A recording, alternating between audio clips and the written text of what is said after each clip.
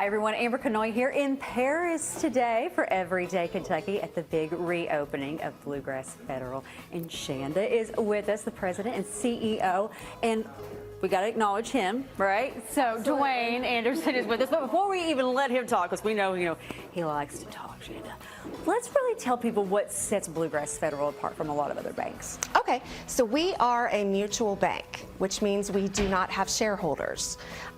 So this renovation really reflects who we are. We are rooted deeply in our communities, and we reinvest in those who live and work here.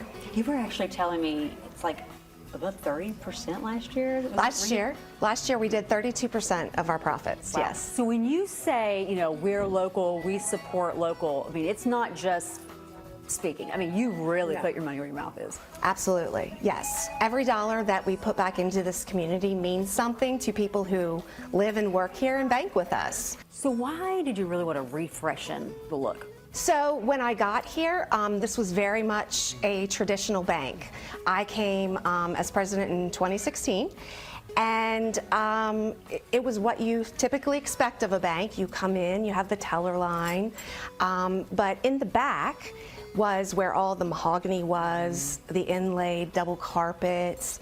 That said to me, that's where the important people are. And for me, that just wasn't the message that I wanted as a community bank. I want, we have high school interns here. They are just as important to me. We all pitch in. We're all one big team. I take the trash out. But no, really what I wanted to say was when that first-time home buyer is coming in to what we now call our community room, previously that was the board room, and you sit down at that table, I didn't want it to be so intimidating. I wanted it to be inviting. I wanted them to know that they were important and everyone belongs. Yeah, and you have really made people feel important because the people that you have utilized in this renovation project. I mean, Dwayne was kind of walking me through a lot of the things, but I want to hear your quick story behind the gumball machine. Okay, sure. So I was actually on Facebook looking at a picture of my granddaughter, and this popped up on the scroll, and I looked at it, and it was a little old lady advertising a gumball machine that she had done. So I clicked in, and she paints on some furniture. She repurposes things. So I start chatting with her, commenting on how beautiful her work was. And as we got deeper and deeper into the conversation, she told me that she does this, she's 73, and she does this to supplement her income. Wow. Her husband is deceased and all she has is Social Security. And so that really spoke to me. And so she said, well, what would you want in a gumball machine? We just started chatting. And that's what you got. And that's what we got. That's what we got. Now, Dwayne, how does this make you feel, being, a resident here in Bourbon County in Paris, to be part of this project?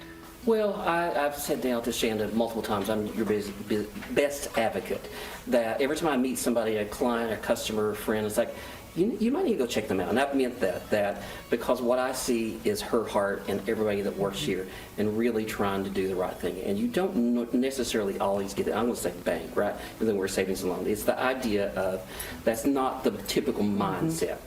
And so it really pivots back to your story about the gumball machine. That's the whole catalyst of everything about what this project was. It was about making it pretty, but it also is be local, think local. So one of the most important things that Shanda said to me on day one is I want you to, because we are local and we think local, I want you to be local. And that means you hire every person that's small, independent, that you can, that you trust, that you like to make this happen. And that is exactly what we did. So lots of people work here. They might be a 1 or 2 man show. Maybe the most they have is 15 employees, but it is all small, and every person really has stepped up to show that the local guys can do it. So we've hired people from Versailles, we hired people from Lexington, we've hired people from Winchester, and of course we've hired people from Paris right here in our own back door. And everything that you see has been touched with love and care. And that's because of what she said to me. And I think we got it right. I think we got it right. Real quick, give us some of those people that you know, the countertops, some of the artwork and different things. Okay, so we'll start with Bobby Shiflett, right? Yes. Photography right behind us. He owns a shop called Friends on Main. He has worked so hard to do beautiful work. We have Lexington Furniture. We have Carpet World. We have, oh gosh, Bluegrass Progressive Finish, which is our painters. We have Mayland, who's my Amish cabinet maker. It just got GJ. We can't forget GJ and his countertops and his great personality. Lots and lots of good people. And outside we have Randy Sparks with Sparks Enterprises. Yeah. And he actually laid out and designed the landscaping for Secretariat Park. And he's definitely local, and he did a fabulous job for us as well. Well, there's some great opportunities this week, launching off today with the grand reopening, for some great opportunities for people if they want to come here and do business. Absolutely. So we're going to run a special. It will start this Friday. It will run through October 24th, which is the next Friday, and it will be a special on a CD. But before we go, you've got one more quick shout out. I do. Chad Davis with Davis & Davis. I don't know what we would do without him. He is Johnny on the spot. If there ever was such a thing, it's Chad. And he was here long before I was, and he is a man of many traits. So I definitely can't forget Chad. All right, well, hopefully take advantage of all those great incentives during grand opening week.